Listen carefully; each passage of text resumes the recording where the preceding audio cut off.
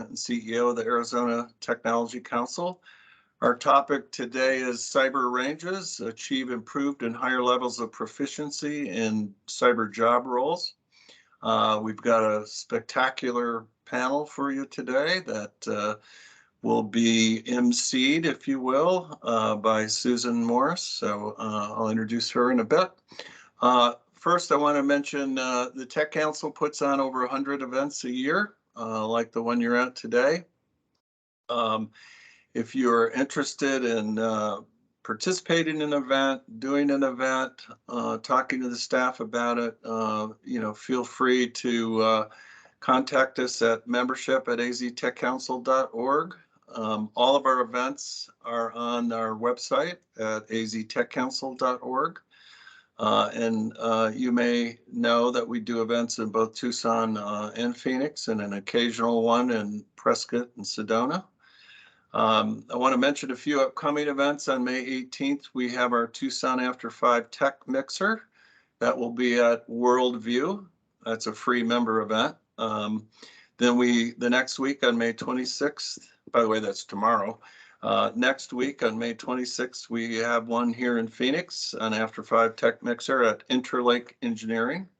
Again, a free event. And then on June 9th, we have a virtual tech speaker series event on apprenticeships, building the IT and cyber talent pipeline for Arizona companies. If you're having a difficult time finding talent in that space, which everyone is, I highly recommend attending that event. We've got some excellent speakers that have used apprenticeships very effectively in IT and cyber.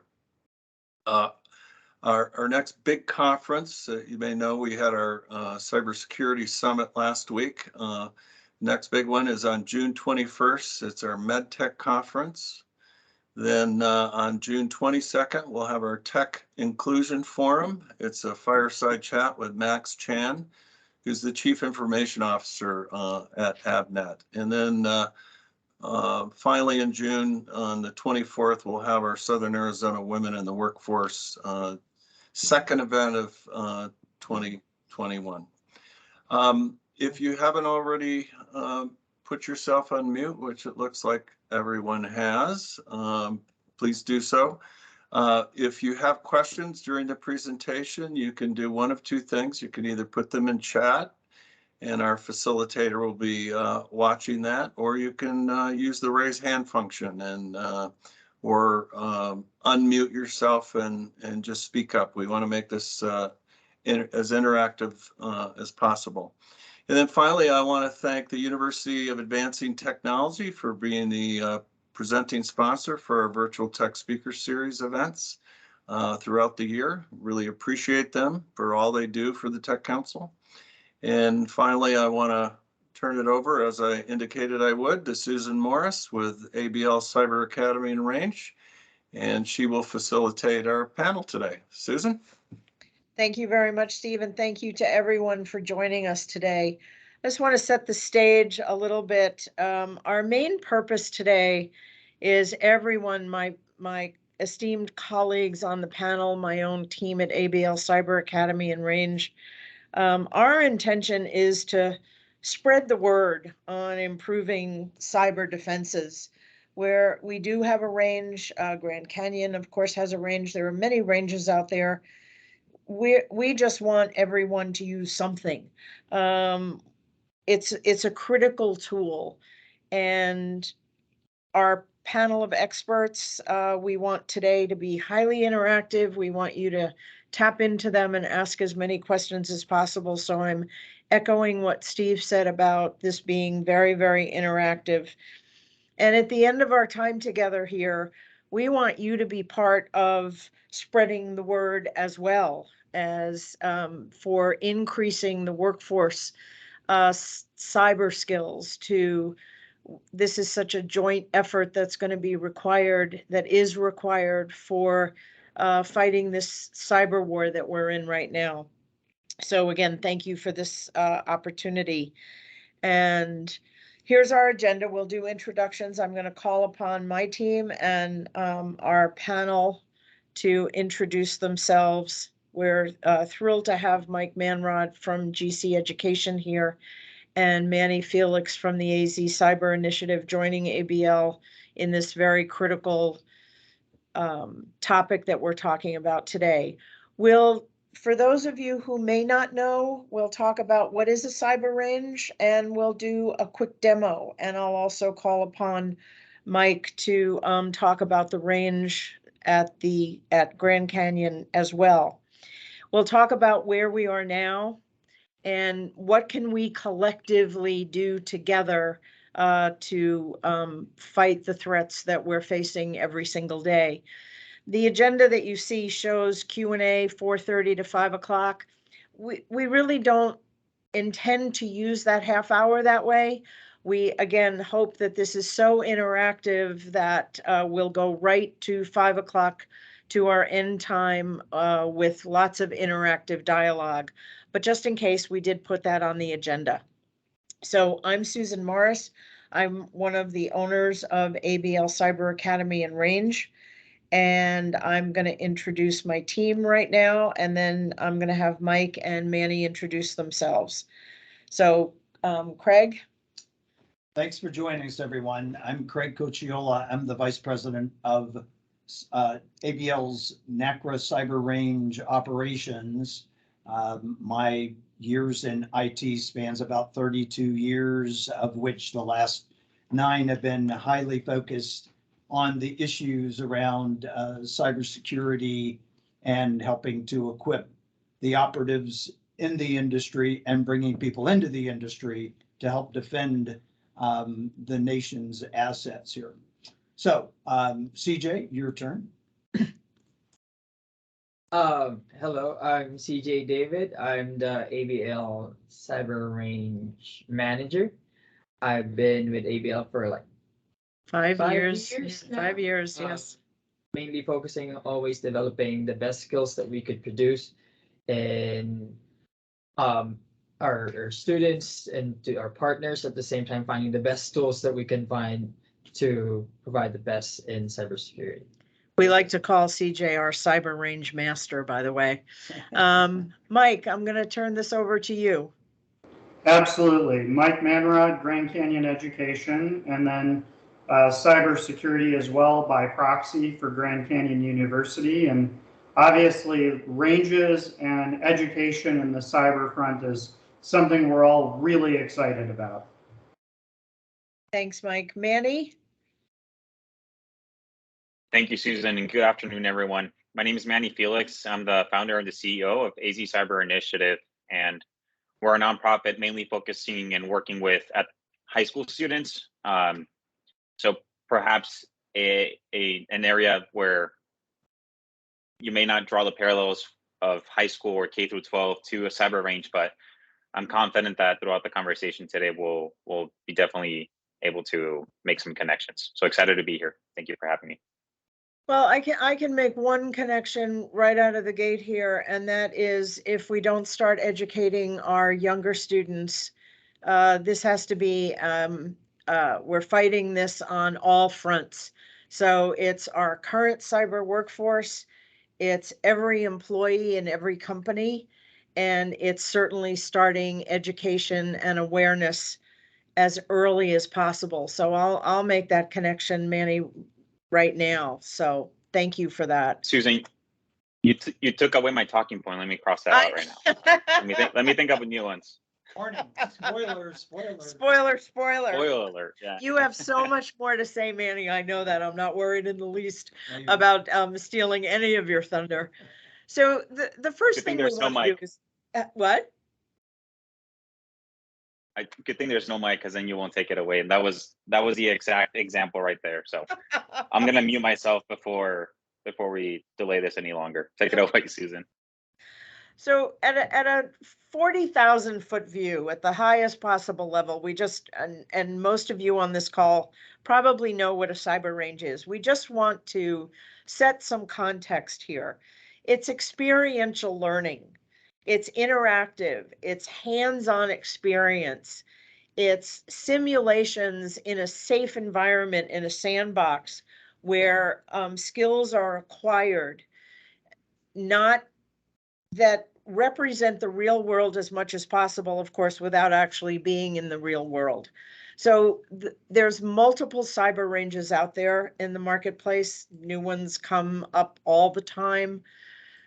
Some have different features, some are designed for different purposes, but we want to look at performance-based learning and assessment, cyber ranges that provide, again, real-time job skills and feedback, that simulate on the job experiences, that offer training from the most introductory level to the most advanced levels and everything in between. And where can new ideas be tested?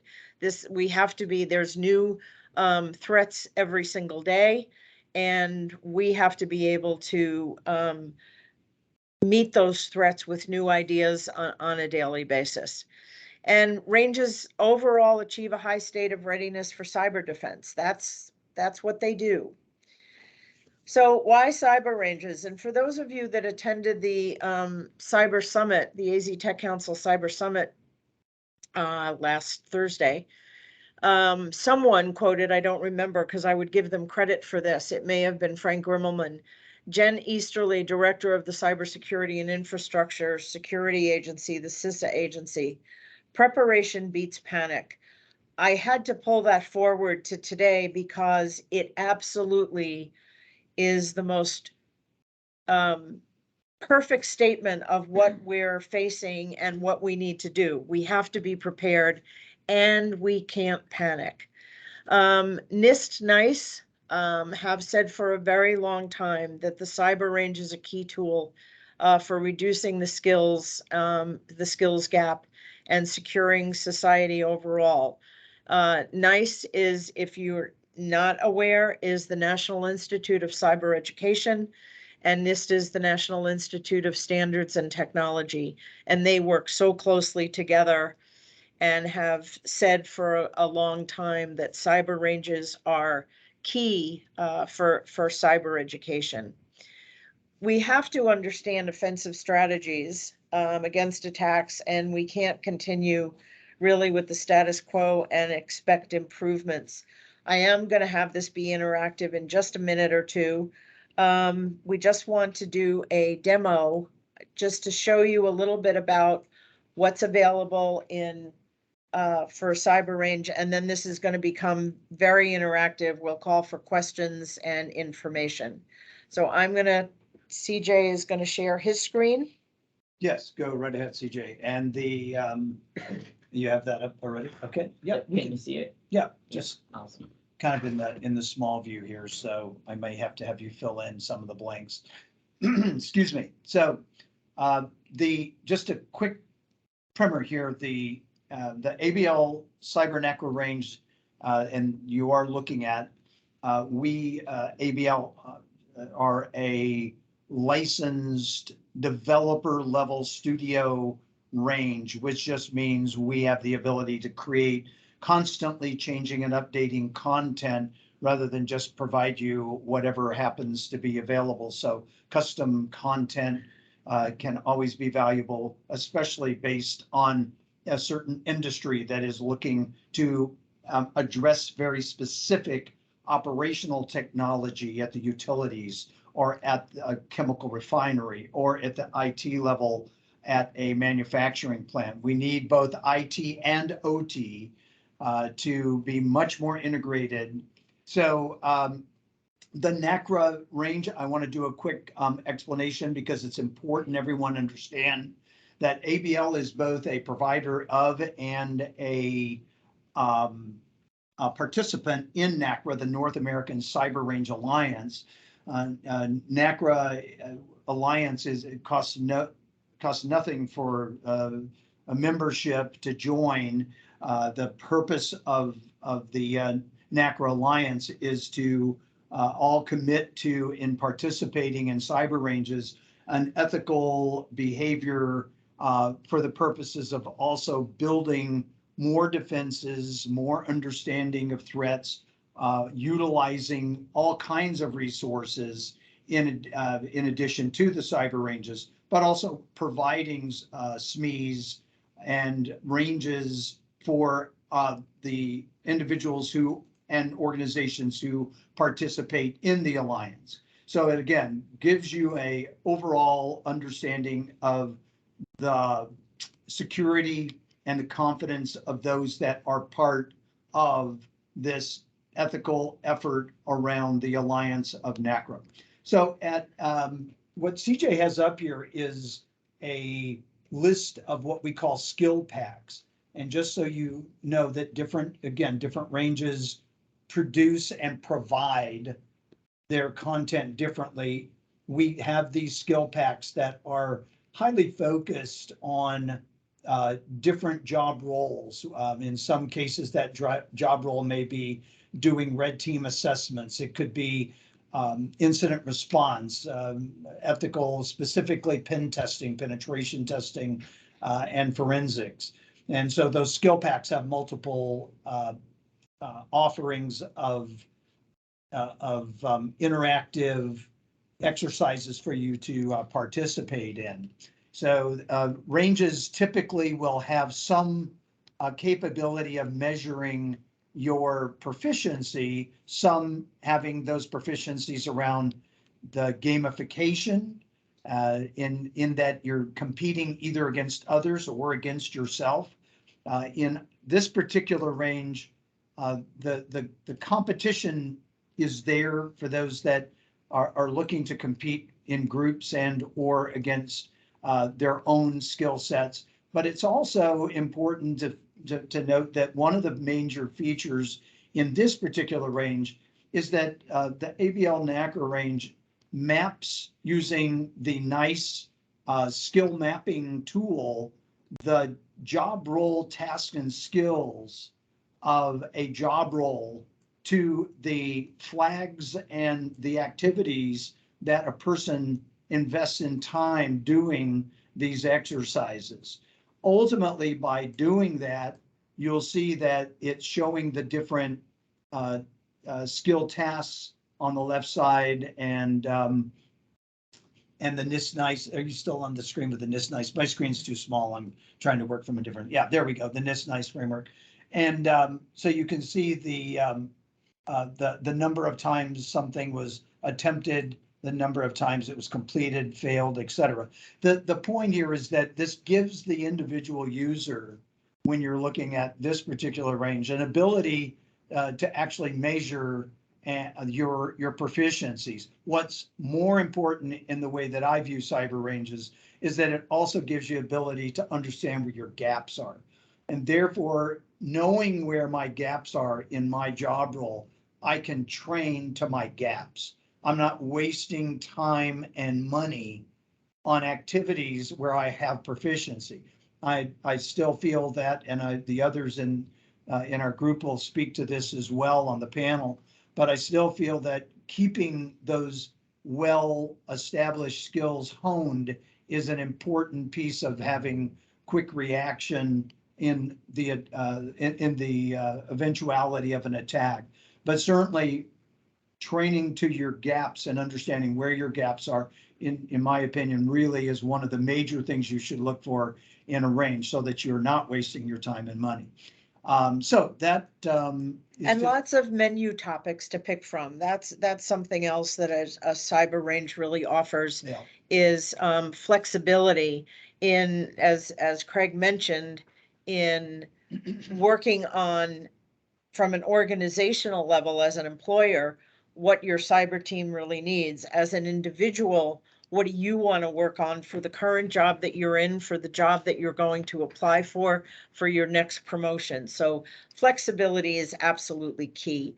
Mike, I want to stop here and turn it over to you and have you speak to Grand Canyon's range and how that works and how students take advantage of Right. this type of tool for their own learning and development. Yeah, absolutely. Thanks, Susan. And I mean, I feel like the demo and walkthrough really do a great job of underscoring, the experience many of us went through who've been in this for a while when we had to learn was pretty rough around the edges, right? there was no gamification, there was no fun. There was just it was fun, but there was just like trying to figure out how to learn without breaking the law, a decade plus ago, right?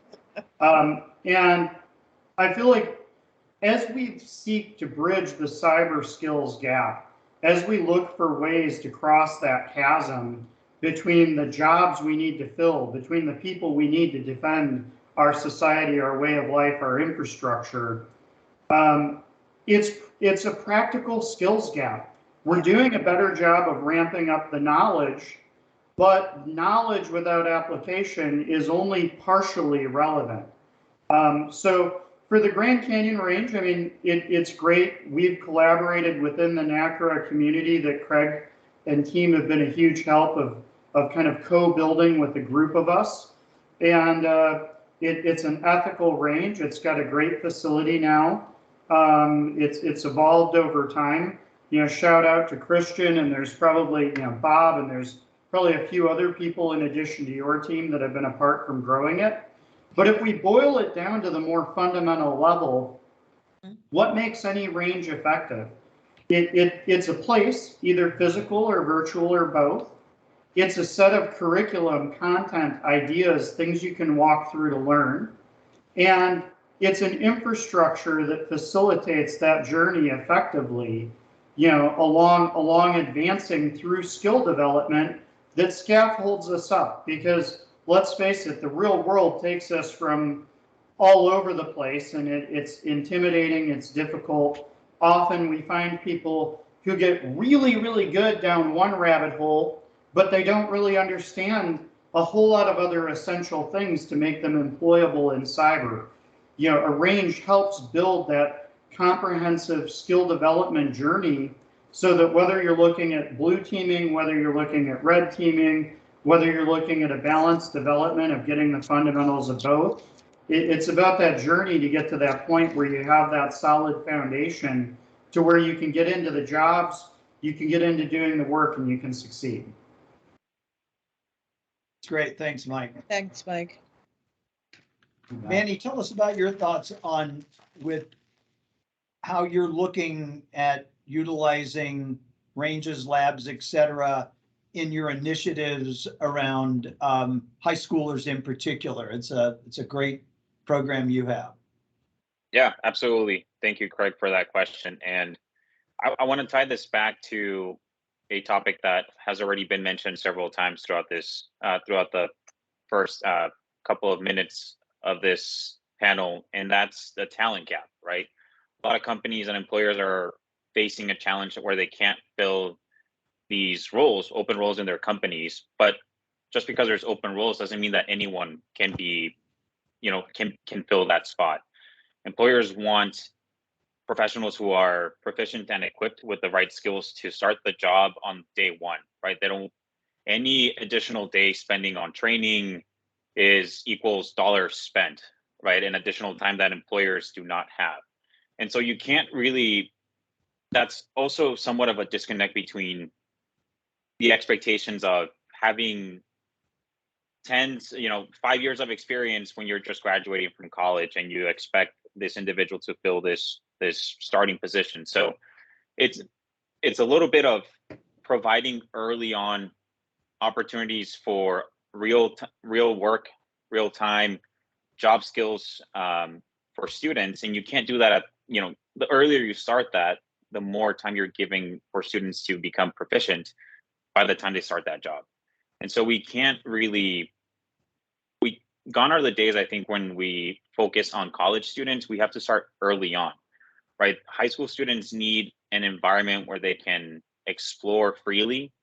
It's an isolated, cyber ranges offer an isolated environment where they can incorporate, whether it's they're just learning about cybersecurity, about, exploring what a day-to-day looks like. Cyber ranges offer those opportunities. And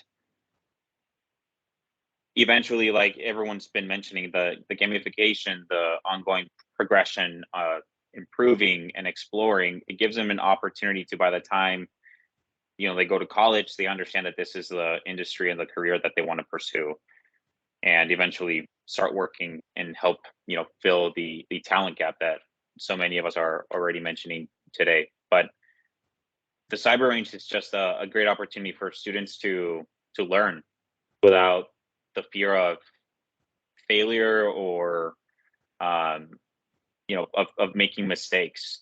So it's great. It's a great environment for them to learn. Yeah, thank you. I would tell you that as a group, some of you may be wondering, where are high schools in this process? And there are different levels of high school participation in ranges. I'll just put a quick note out about Chandler Unified School District. Janet Harcroft out there, the cybersecurity program director, now has a range set up in their lab. Most of this is being done CTE after school, cyber club style, but the students are now preparing for the first time to learn how to participate in Cyber Patriot, an annual event that covers everything from, I think, middle school through high school and advanced. But the bottom line is that it's there, it's available. There are schools taking the initiative to do things. And as a kind of put a little bow on this one topic to some degree, we have had been able to enjoy working with employers for the last 5 years, and it's taken that long to really get some measurements around something you mentioned, which is skills development that equals experience. And we now are hearing from employers we regularly have been able to send, our students to. And this is, again, this is agnostic. This could be any college, any school, Right. any training organization could do this. But as we know now, the employers will tell us somewhere in the neighborhood of about 200 hours of range, hands-on, repetitive skills building, and in a job role training Scenario. Thank Yep. you. Job roles training scenario. These individuals come to them with no background working in that particular job role, and yet they meet the 1 to 2 years, in some cases 2 to 3 years, depending upon the job role, enough of those skills to be able to hire them and then onboard them with what they need for that organization to put them to work at a pretty rapid pace. So we know that this does have these ranges have the ability to do that as we continue to see students going off with a combination of college degrees, associates, 4-year degrees, or in some cases only a high school diploma and a lot of hours on the hands-on job role developing skills. So. And Manny, something you said also really triggered for me that these ranges and these hands-on experiences build confidence for these high school kids. And I'm sure, and I want to open up the group now to, ask questions of our panel, anybody on the panel, but I wanted to let everyone know, in case you didn't, what we're looking at here. Just in Arizona alone, 7,000 open cyber jobs and 7,000 open IT jobs in Arizona. And the problem is only growing bigger. The experts are predicting 3.5 million openings by 2025 around the globe. Why is that? How can that be? The cyber criminals are duplicating themselves at a rate we've never seen, and we can't really at this particular point keep up with. So the use of machine learning, artificial intelligence, the challenges are exponential. So I'd like to open this up really to our audience. Is anyone surprised at these numbers, frightened by these numbers, number one? And comments, and again, because without really addressing this, tackling this problem on and really getting the workforce cyber ready, we're always going to be behind the 8 ball. So Yep. any questions, comments on this slide and what we're facing here? If you want to put in chat, raise your hand, go off Unmute, mute. go ahead, yep. Yep. While people type up their responses, I just find it interesting. I know that's a global figure, but like if the United States were to try to rise to meet that demand, that would be 1% of our population, if you think of it that way, right? Obviously, that'll be more spread out, and a lot of my friends at various cyber firms are branching out into other countries, not to sell, not getting a single customer in those countries. They're branching out into Europe and South America just to get access to people, to talent, people coming out of universities. So it is a real problem. And it's kind of challenging as we look at things like machine learning, AI.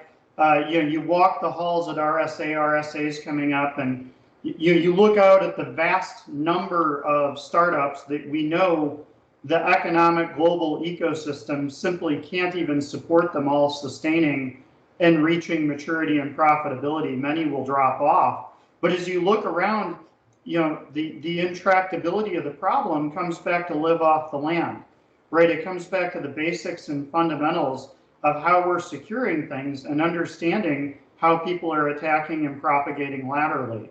So there's some problems that underpin things that we keep trying to throw technology at. We even keep trying to throw people operating technology at, but that will not solve the problem. We have to actually bring people to the problem who understand the intricacies and inner workings of how attack and defense actually works. Or you can throw 20 people who don't understand and it won't be as effective as throwing one person who does. Well, that one person who does, how do we cultivate more of those? We cultivate more of those people on ranges. Whether it's at the smallest home lab, whether it's a commercial offering, whether it's a university range, they'll all get you to various facets of that, but it's got to be practical. That's a great point. Yeah, Mike, I'm agreeing with you. When you talk about the open jobs, it's not just the jobs, but it's the ethics of, at the younger age, teaching them what to do, what not to do, what to click on, what not to click on. We talk about those things, but a lot of times it's individuals in the companies that make the mistake that then puts the illness on the cyber team to resolve. So the earlier, I think, whether or not they actually go into cyber as a career, the earlier that we actually get those grade school, junior high, high school, learning about it, even if they have the hands-on at the range initially, starts that piece. And I think the back end of it that we sometimes miss out is ranges aren't one and done. They really need to be intuitive with every 3 months, the enemy repivots. Now, a lot of stuff, and you've heard us say in different meetings, what's old is now new or current. There is a lot of that goes on, but there's also an awful lot of brand new tricks, tips, techniques, procedures that if you're not going back to the range and you're not having your company keeping you interactive with those things where, the basic exercises that are in range is great to start them out, but a lot of you change your syllabus, for the school side, ABL for the, the higher, the new threats and et cetera. It's getting those companies to start taking and giving their people time to go back into the ranges as those things start to pivot, right? And that's a message getting out to the HR departments and to those IT managers. When we talk about OT, who's monitoring the monitor of the equipment, that's running it? So it's teaching them those things within the ranges and outside of the box thinking that all of you do, all four of you are up on the panel, but that all of you do that really is essential to keeping that at the forefront of people's minds and thoughts. Bob, those were such critical points, and the best cyber rangers are those that are dynamic. They are living, breathing, constantly changing, teaching about new threats, teaching what the latest machine learning hacks are. So your point is so critical that it is the place to go. It's really hard in a classroom environment to make it as dynamic, to make the learning and the skills and the hands-on practice and the repetitive nature of what I have to know.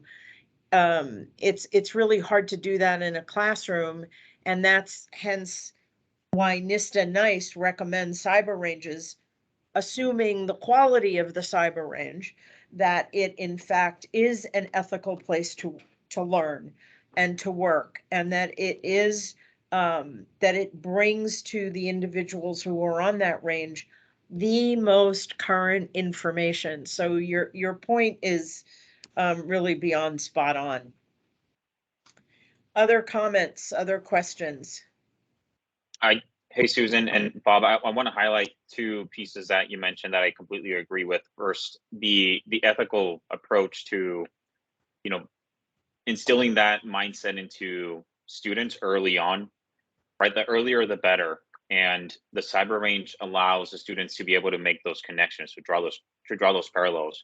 A lot of cyber and IT professionals start with the exploration, right? Of getting, sometimes they hack into their own home network and then they start into their schools, but it's just that natural curiosity, that progression that the cyber range allows them the opportunity to do so, again, in a controlled environment where they can have that guidance, they can, have that difficulty progression along the way, and it gives them recommendations on which areas to focus on and which areas, you're more proficient in. So that's one of the, I think the ethical piece is huge. That we, it's harder to instill that into the students later on. So the earlier we can embed that into the mindset, the better. And then the second piece is, you mentioned, even if cybersecurity, you recognize that that is not the industry or the profession that you want to pursue, that is completely acceptable. That is absolutely true. Technology will be the backbone of pretty much the future or everything that we do. And when there is technology, there is a cyber component to it. There's a security component. So whether you want to, open your own bakery, your inventory will be digital. And therefore, if it's digital, there's cybersecurity concerns attached to it. So it creates this healthy cyber ecosystem and cyber hygiene, and instills that behavior early on. And I think that is exactly what we need to start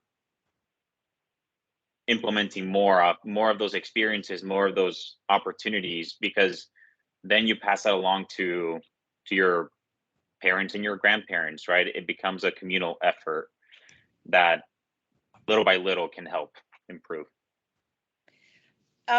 That's such a key point. I also want to build on that and talk about that cyber ranges aren't for the IT and the cyber department, the cybersecurity professionals.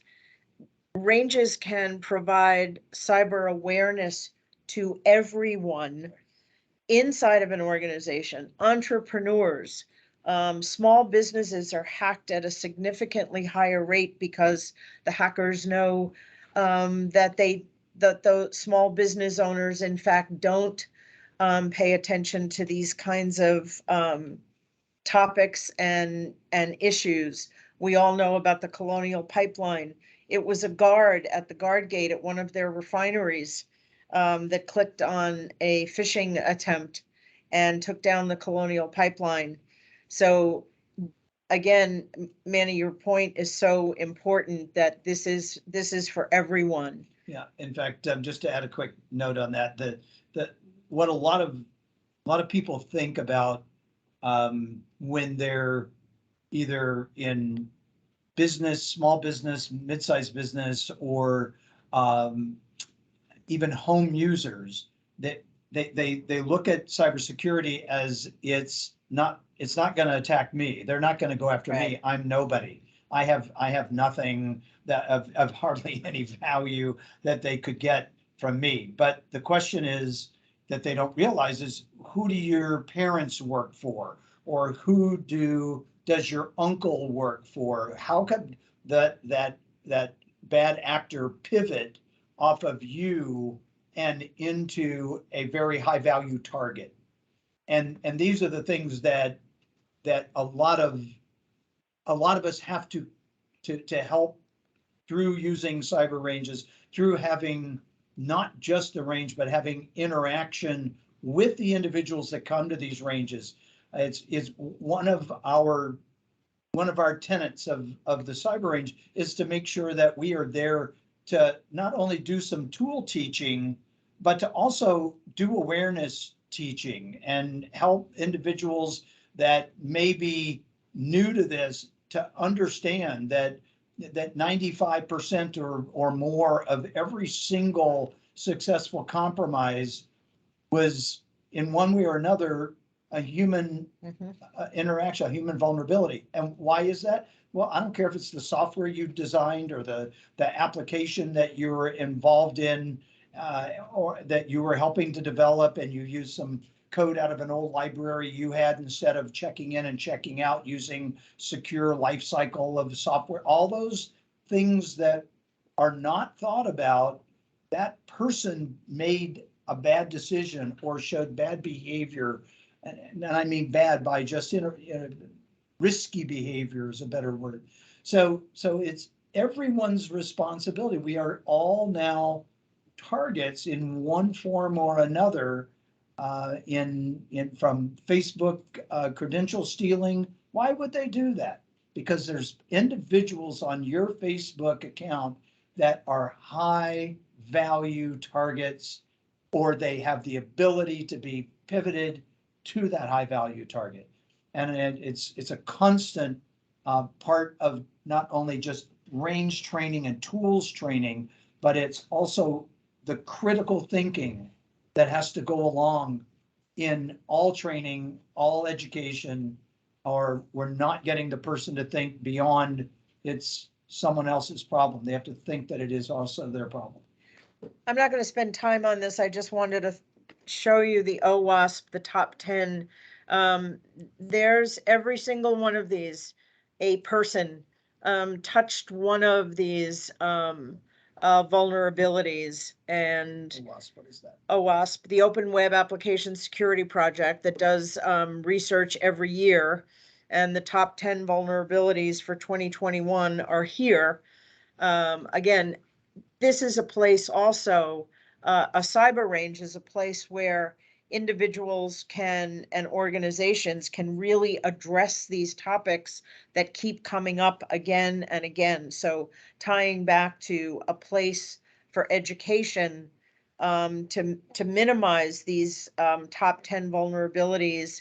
About 7 or 8 of them repeat themselves every year since 2003. Number one is SQL injection. Yep. So SQL. guess what's happening? We're not learning the lessons from history. So, we're all kind of in this industry. We should be out there, raising the red flag and saying we have to do better. We're not getting the job done right now, and the threats are increasing. We have in our lab here, in our cyber range, we have the cyber threat map. And I remember just a year ago, maybe 18 million attacks a day. And we're averaging about, the screen is now showing about anywhere from 40 to 45 million a day. Just in the last year, the numbers have more than doubled. And 30 to 45% of those attacks are successful. So it's pretty easy to do the math. We're not going to talk about this. We just wanted to share. Governance, risk, and compliance, GRC, is critical for organizations to be doing. If you're an employee, we suggest you go to your management team and say, what's our governance? What's our GRC policies to instill good business and cyber practices? So again, we're taking this from a multifaceted approach. This is not one solution is going to address the nature and scope of this problem. So I'm going to leave this slide up for a minute. I want, the audience, take a look at some of these statistics. What resonates the most with you of all these facts? And again, another reasons for cyber ranges. Anything jump out at you? Anything of this that you want to ask ABL, that you want to ask Manny, that you want to ask Mike, that you want to ask Bob Franklin, any of your colleagues on the call? Yep.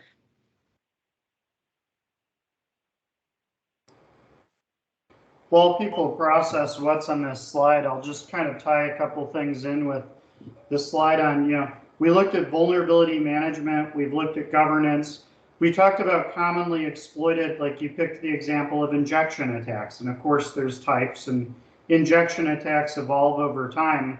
But I mean, even if we look at the maturity of an organization along the skill development lifecycle, in the beginning, what can you do about injection attacks? Maybe you can't redo all the software you run, but you can deploy some tools and you can test if they're effective or not. Well, where do you learn what tools help with an injection attack?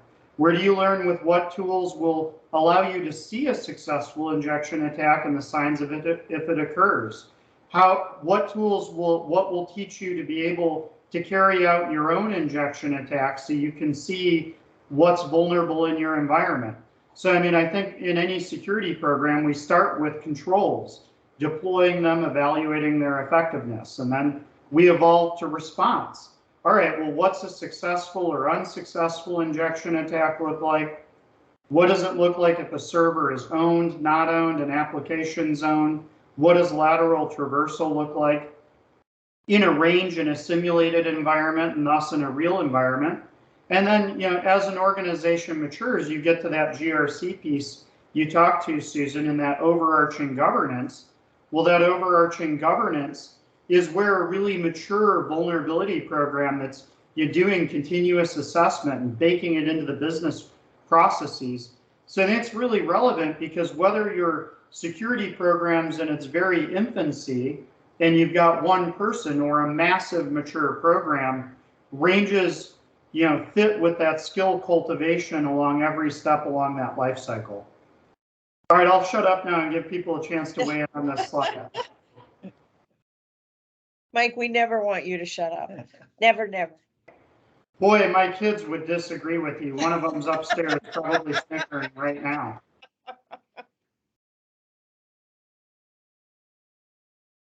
Susan, I wanted to add another point that you briefly mentioned earlier, is on education. I've spoken on the perspective for the students, but I also wanted to highlight on the education topic, the opportunity that cyber ranges present for teachers, right?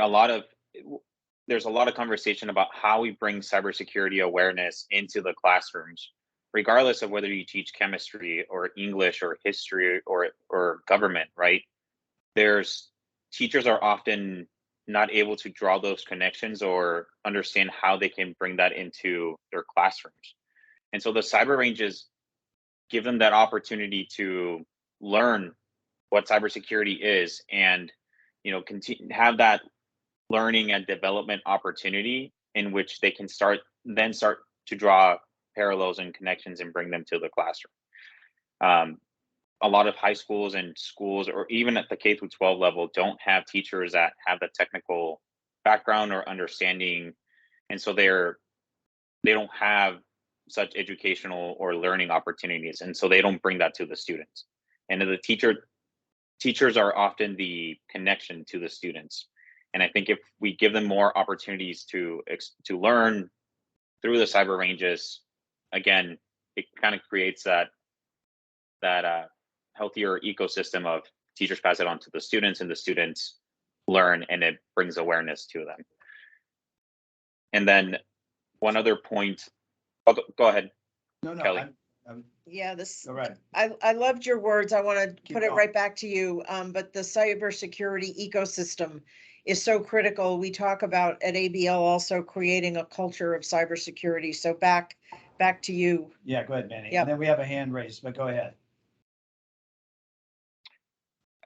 I was just going to mention one more point. On the education is tying it all back to topics like talent gap, but more so the Great Resignation, right? I think there's a lot of, I think since COVID, this generation of employees has recognized that they want their employers to give them opportunities for training, for development, for growth.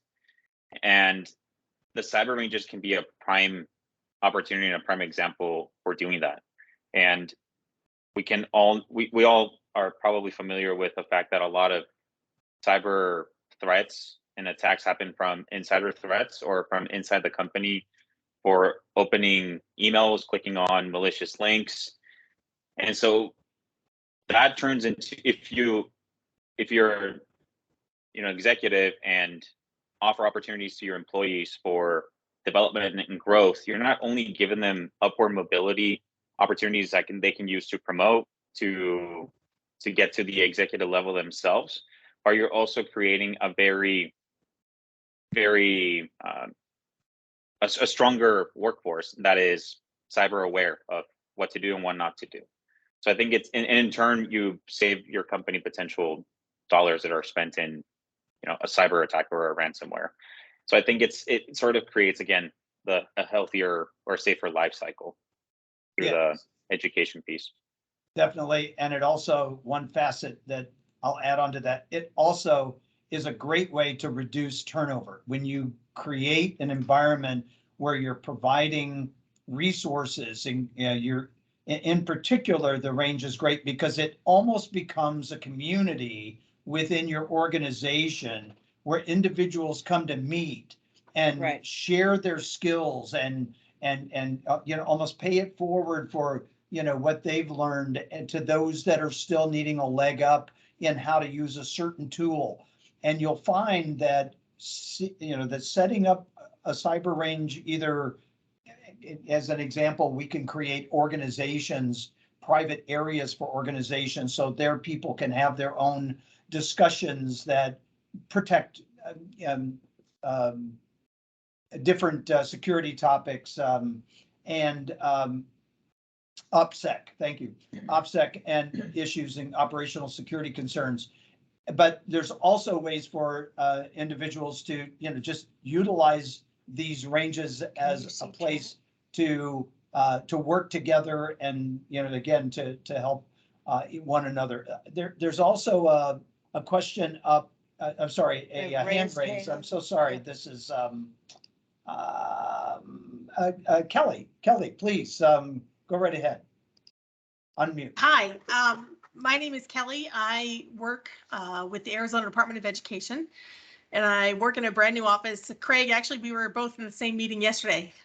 Yesterday was Monday, right? Yesterday morning, bright and early 7:30 morning meeting on Monday. So my question is, because we were just talking about education and training the trainers, the teachers, because the teachers are the best way to reach the students. So my office, we are brand new. We're 6 months old. We are, getting into the digital teaching and learning space and trying to have an understanding of where schools are and what their practices are when it comes to digital teaching and learning. And that's a broad term. So we are covering everything. It's an umbrella term. So everything from cybersecurity practices to, what's actually being taught, the curriculum, the online content in the classroom, devices, funding. I mean, you name it, we are trying to understand where Arizona stands with this, and then also identify what the goals are for schools to help them move forward and reach those goals. Cybersecurity, as you know, is a huge topic. So I say all of this to come back to the point of my question, which is the education piece. I am constantly, getting connected to different opportunities, different resources within Phoenix, within Arizona, and trying to determine, what can we do to help teachers. So just like you're saying, what is it that we can do? Because we know it just takes one wrong click. So I wanted to ask this group, thoughts or opportunities for education in this area. I think that oftentimes the education comes at a high cost. And this is not something that the schools are able to afford. So again, as an agency, part of what we're looking to do is, what buying power do we have? What purchasing power do we have? How can we either help negotiate contracts, drive down the price? Right now, we are operating with CARES Act funding, like many of the schools are, and where could we put the money to have the biggest impact? So I'll stop talking, but generally my big question is, your advice or suggestions on opportunities for education that would be meaningful and something that we can connect schools to. Right. I believe there's several people on the call that have some thoughts on this, but I know there are several organizations out there that I've worked with in the past. And Kelly, I'm going to ask you, if you don't mind, either privately or just put it out there, your email address so that I can send you a couple of ideas for organizations that are bringing cyber curricula at the elementary school level all the way through 12. There's some great locations. Again, all of a sudden I think we've got, oh, there it is. Okay, your email's there. Thank you. So they're definitely out there, and from very low cost to no cost opportunities because of grants and other things that have been established to take care of, or at least, address is a better word, the shortage of curriculum, and so tools to be able to get the students going. So I will tell you that it's a great question, and I'll stop and let some others jump in. And in particular, I don't know, Ken, if you're looking to comment on this with Kelly, or if you have a new question. I have a new question, so I just continue on that one for a while. I'd be interested in the answers on that one too. So okay, I'll look for any others that have. Yeah, Mike, please go ahead. Yeah, I'll just weigh in because there's almost two questions packed into one there, right? There's the how can we raise the awareness of teachers, like to not click a link, and then there's how do we get the content to make people capable along their learning journey to become, the defenders of our infrastructure for tomorrow, in K through 12 and beyond. So there's a lot of people, just like ABL's doing a phenomenal job in the range space and cultivating knowledge. There's several players that are doing a great job in the security awareness space. Like I'll throw out KnowBe4 and Proofpoint, and there's several others that have great programs. So definitely leverage those, or if you can't afford those, like look at what they're doing and copy it to the best of your ability. On the cyber content space, kind of back to the range topic though, I would say this is where if you're a Fortune 100 and you have 50, 100 really knowledgeable people, or even you're an elite university and you're starting with 5 or 10 super knowledgeable cyber people already, you really have a legitimate choice between build or buy, or sometimes in those cases, I recommend both. You build a little, you buy a little. But if you're in the case where you don't have the ether to spray the engine to, I'm going to date myself here and geofence myself as a cold weather person back in the day. But if you don't have the ether to spray to start the diesel engine in the cold, there's just no way to get the cycle going. To build your own content, you have to have experts.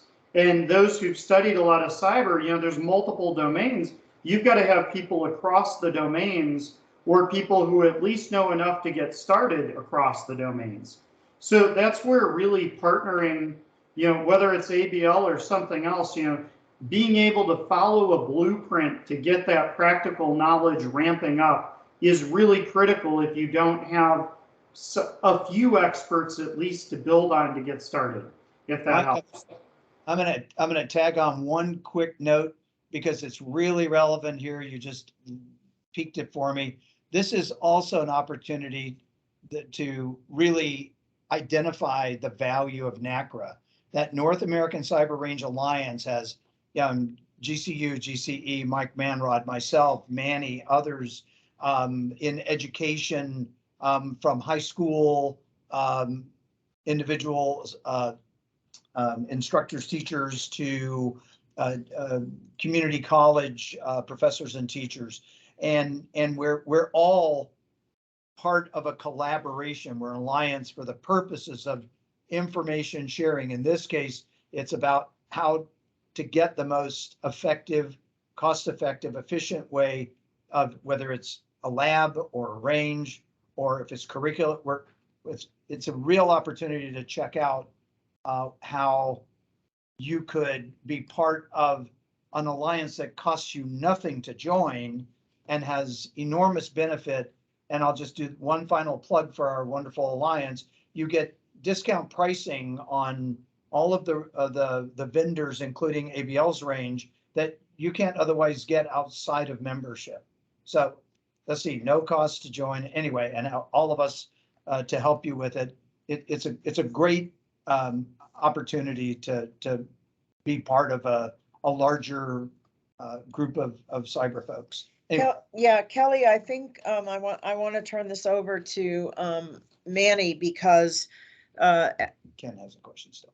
I know, and I want to get to Ken too, but with AZ Cyber Initiative focusing on exclusively on education, I think certainly here, Manny, speak to this, but I think after this, there's a huge opportunity, Kelly and Manny, we will make the commitment, obviously, to put you two together. Oh, yeah, sure. And we want to be in on those conversations because we want to know all the great ideas that are coming out of this. So Proliferate, yeah. Manny, I just want to turn over, some of Kelly's questions to you as well.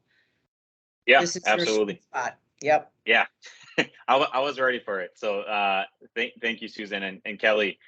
To answer a little bit of your question from my experience and from my perspective, I want to preface that though with I am not a teacher, I am not an educator, though I do sympathize and now sort of see a perspective of how difficult the last couple of years have been since the pandemic, right? Everything going virtual and having to navigate all of the expectations and just the shifting dynamic of from in-person into virtual. And all that being said, teachers are burnt out, right? They have a lot going on, and still we expect them to understand how to bring cybersecurity into the classroom. And so my experience is teachers already have mandatory training that they have to do as required per year.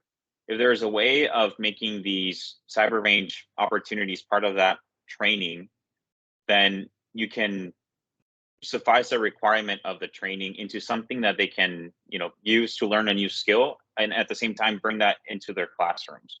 So I think tying those requirements to the expectation is a huge recommendation that I would have. Again, I'm not too familiar with the requirements of what kinds of trainings are allowed, but the more we can't have the expectation for teachers to take on additional training besides what they already have. So we can supplement what they're already doing with such training from the cyber range.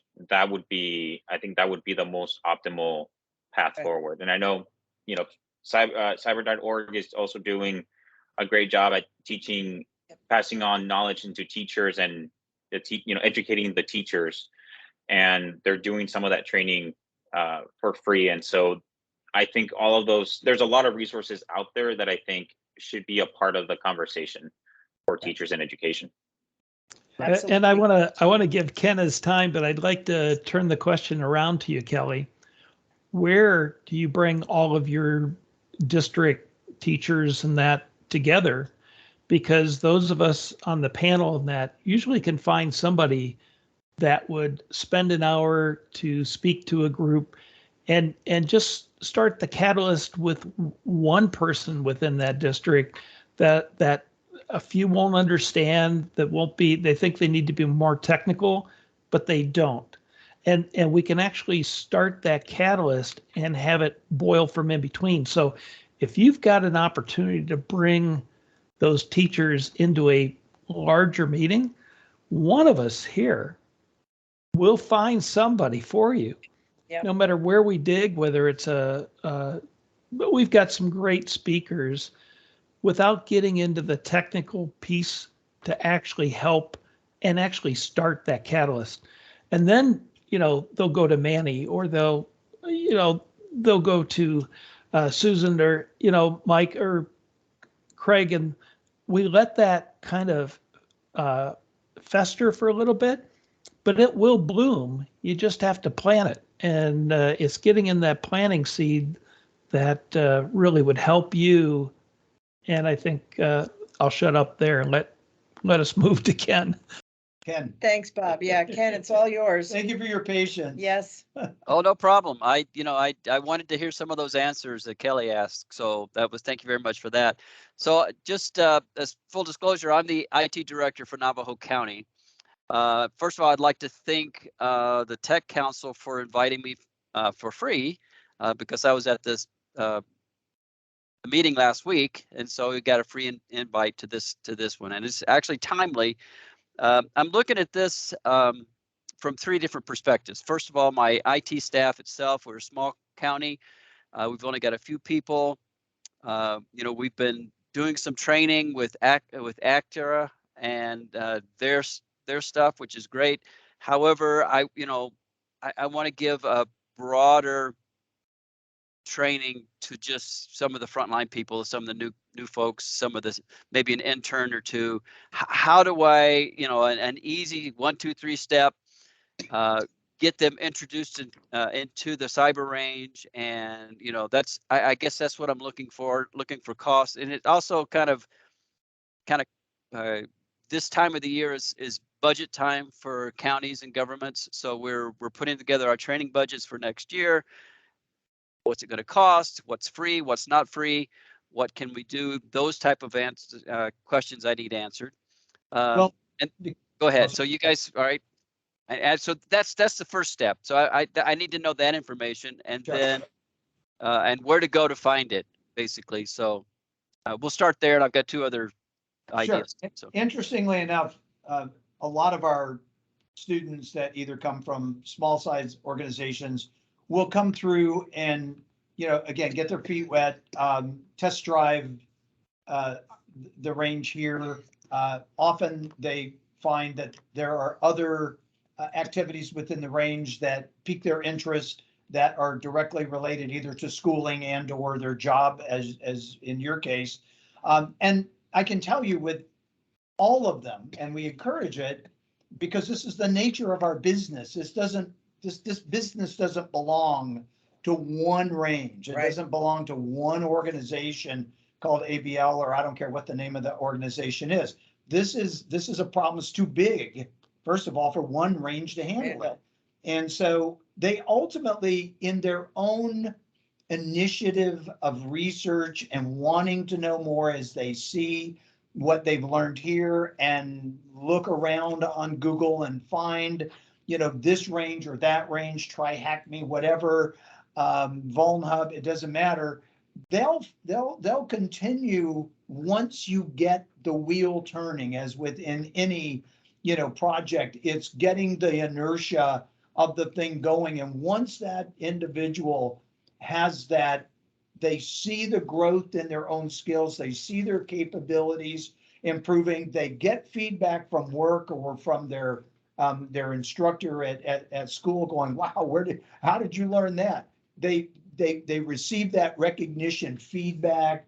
It's, Katie barred the door. They go for it all over the place. So my answer to you is the costs vary based on the amount of need. It's typically one of those things that a person can start off doing just individual one-off, ready to run, hour-long each training, what we call experiences here.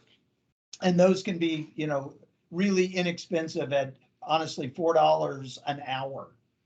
And at the same time, there's other packages that I'm going to take this starting to sound a little too much marketing. And I Yeah. don't want to go there. But offline and you and I'm We'll happy have a to, call yeah, afterwards. yeah, happy to have a call with anybody that wants to have those conversations outside of this, so that we're really focused on what your needs are and not utilizing the time that the others Right. have that have different. But different we needs. can provide Yeah. you very easy to implement financial options Right. and easy to implement training solutions. Yeah, So yeah. what, you had a couple of other questions after Yeah, that. please, So go we have ahead. a follow-up, we have an action item to follow up with you, Ken, after this. Yeah. What were your other questions? You had a few Okay. more. Yeah. Yeah, great. so I just sent uploaded my email address there. So Great. Okay, just great. okay. Thanks. So the other thing is it all kind of relates. So, I start with my staff, at some introductory class. And then as you guys talked about education, okay, so I've got a broader range. I've got 600 employees in the county. So I've got, 13 IT people, 600 employees. How do I get them involved? What's the next Sure. step for them? And say, hey, go out here. And we can talk about that, Craig, when you give me a call, Yeah. send me an email. We can talk about, okay, so how do we get that? I mean, we utilize KnowBe4. We give them training. We have monthly fish tests. We have, Sure. all that good stuff. So, but I think we're not developing people as we should. We could do a better job. Okay, Yeah. we're doing our best, but we could do a better job. Yeah. So that's the next level, and then the final level is actually just kind of happened to me over the weekend. So sometimes I present stuff at church groups and those type of things, but also a friend of mine came and says, my son, he doesn't really know what he wants to be. He's got some anxiety issues. He's got this, he's got that. Now he's working at Jiffy Lube. He was working at Walmart. Now he's working at Jiffy Lube. It's like, is he interested at all in computers? Oh yeah, he loves computers. Okay, so how do I get those individuals? He's out of high school. What can I give them something besides, yes, you can do it, encouragement, but something actual to say, hey, go to this site, take these 2-3 different little classes or whatever that introduces you into, just to get that and generate some kind of interest there. If that makes sense, that's the third type. And So in fact, often for particularly youth, they need, a little hand holding. They need some, some one-on-one support. And our organization has always been about that. Again, if we can get them at least on the road, then if they determine that community college for education needs to be added to that, wonderful. They're in great shape that way. If they determine, whatever it is they determine, but again, the ranges out there should be able to, ours certainly does, promote and provide every level of entering the range. There should be no barrier to entry, whether you know absolutely nothing from the state of Arizona in an education department director or management level. You should be able to come into the range and we should be able to provide you with those kinds of training opportunities to better understand what the cybersecurity needs are within whatever job role you're doing. And as an individual coming in brand new, like you're talking about with him, those again are very available. And again, we're happy to get him on the path, as we call it. And then from there's plenty of branches along the way that he can find, outside of ABL or with ABL, whatever, that's right for him. This is about his, Right. It's about his career, his path. It's not about us. We're just trying to help him find the right way. right, but it does help if I have a starting point, right? Yes, if we can give you a Go- starting point, absolutely. Of course, yeah. And I guess the last one that I was just thinking about is, and this might be actually a question for Kelly. I happen to sit on the advisory group for the local community college here. How do I get them? Is that something you do, Kelly, or are you just do high K to 8, K to 12? Or who do I Yes. send them to? Great questions. So the Department of Education is public instruction for K-12. But I can certainly ask around and see if I can find out, who your point of contact might be. So you're speaking Okay. for community colleges? Correct. Okay. Could you put your email in the chat for me, please? Or did you already? I did already. So Okay, I've got yes, it. send All right. that to me. That'd be great. Thanks. I Yeah. guess I'm good. Thank you guys. I appreciate it. Just one other thing, Ken, definitely engage with ABL on your friend and some of those younger folks starting out. ABL is the best, like of all the ones we've screened through, ABL's, I think my favorite. But we did write an article, a few of us who are NACRA kind of founding members wrote an article I put in chat where we endorse ABL, but we also talk through how to build a home lab. So, often for people getting started, they want a multifaceted journey, right? They want to buy something with the content. They want a place to be able to tinker. So there's some resources on there too, where we recommend, Art of Server, Space Invader 1, some YouTube channels that will walk people through how to build out their own Tinker infrastructure. And then they can use something like ABL to get the knowledge, but then they can go, well, hey, let's play with that 5 or 6 other ways over here in my own little area. Often the people who do both things together will elevate pretty quickly. So feel free to leverage that article. Thanks. Yeah, I did open that up. Ken, I just put something in the chat. I don't know if this would apply to community colleges or not, but the Department of Education has been working closely with Department of Homeland Security here in Arizona, and they have a new grant opportunity starting in the next fiscal year for local and tribal governments. And they are including K-12 as a part of that local government, but I'm not sure if community colleges would be. And I can't Okay. speak for them, but on one hand, it might make sense that they are. And maybe you know about this already. I do actually. Okay. I'm part of that team. So. Oh, all right. You But were all over it's the all place. good. Yeah, it's Well all good. connected, yeah. And Ken, we can help with the community college. Also, we've been collaborating with Maricopa County Community College District for several years. So we can definitely jump in and help with that too. Sure. Any other questions, anything in the chat that we want to address? I'm gonna zip through. We have about 10 minutes left. I just have a few more slides that I'm gonna go very quickly through. Talking points, yep. Okay.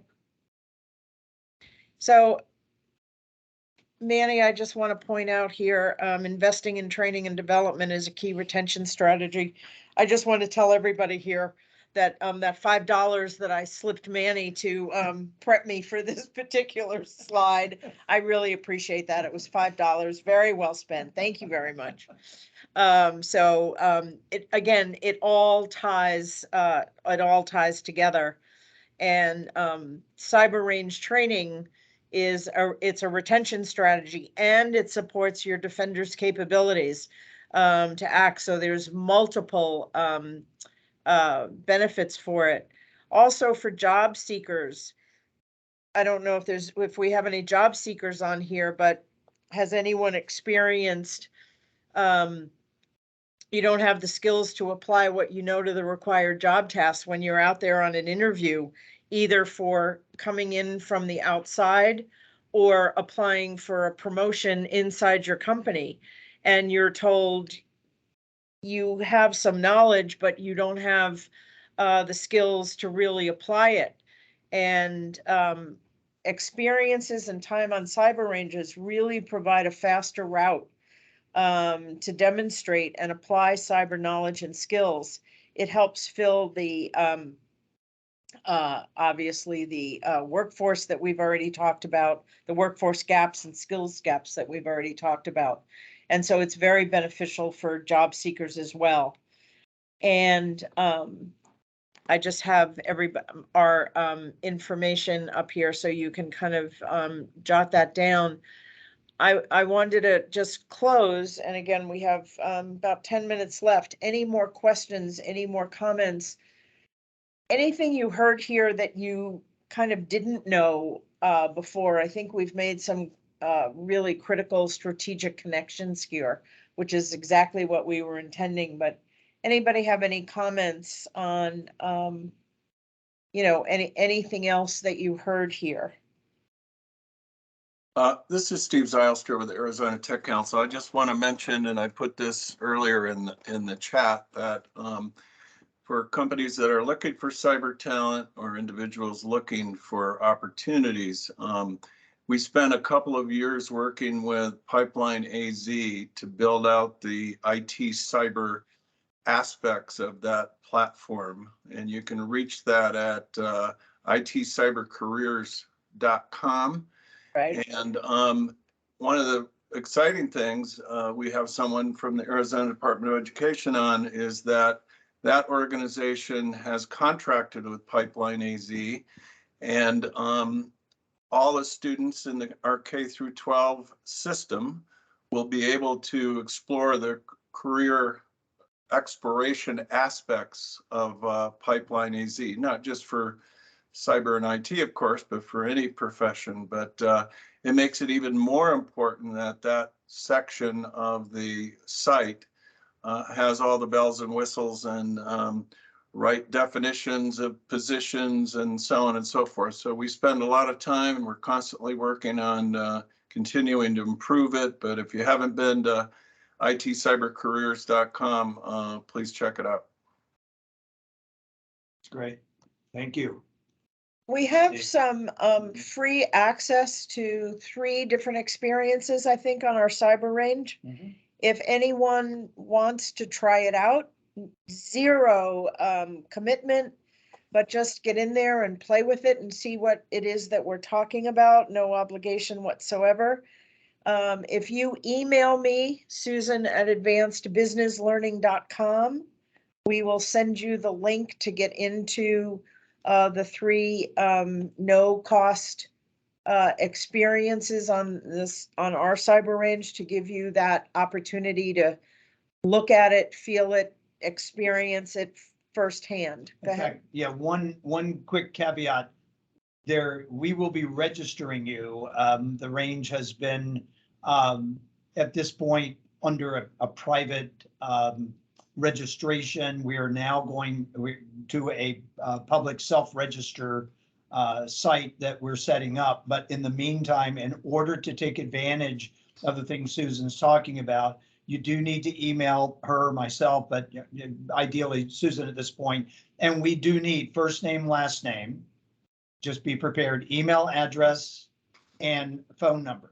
Okay. Yep. We do vet everyone that comes on. You would want us to do that for your security and vice versa. So that's why we require that information. So I want to make sure that the people that are signing up are the people that are signing up. So happy to do that for you and provide you with plenty of free opportunities to test out and really see if this range resonates with whatever your needs are.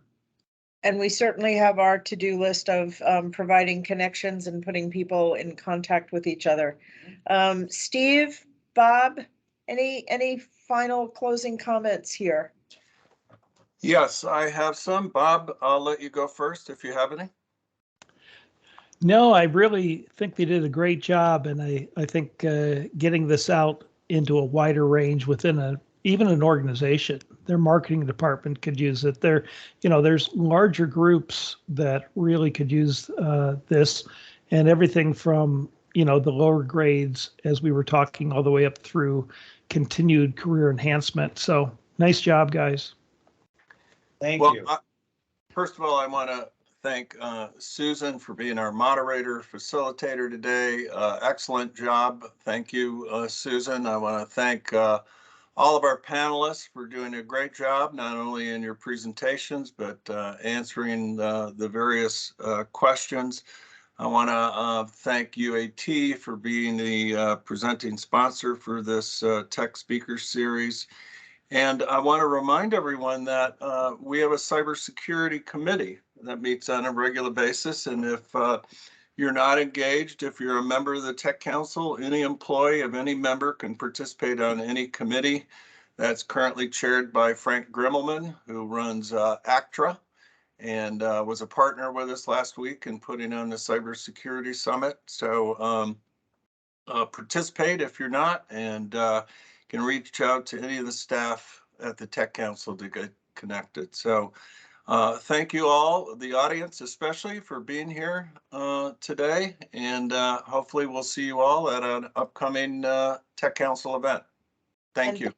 Thank you, and thank you to my Thank you. panelists. Thanks, Mike and Manny, very, very much, and to all the attendees. And this is a great starting point. So thank you. Thank you all. Thank you. Have a great day. Thank you for having us. All right, bye-bye. Bye all.